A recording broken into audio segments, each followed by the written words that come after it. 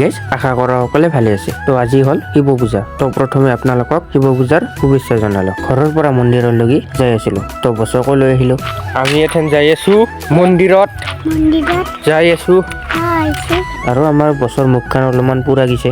জুইৰ গুৰিত জুইৰ লগত খেলা কৰি থাকাতে অক্ষত কৰে না, সেইকাৰণে অলপমান পায়ো। তো এইবাৰ আহি পালো এনেকে মন্দিৰ, আৰু মোৰ আজি অলপ ৰাতিপুৱা আহাতে লেট হ'ল। তো গোটেইখিনি ৰাতিপুৱাৰ কাম কৰিলে, আৰু ইফালে আমাৰ জুবিনক শ্ৰদ্ধাঞ্জলি জনাবৰ কাৰণে থৈ দিছে। এইটো কাই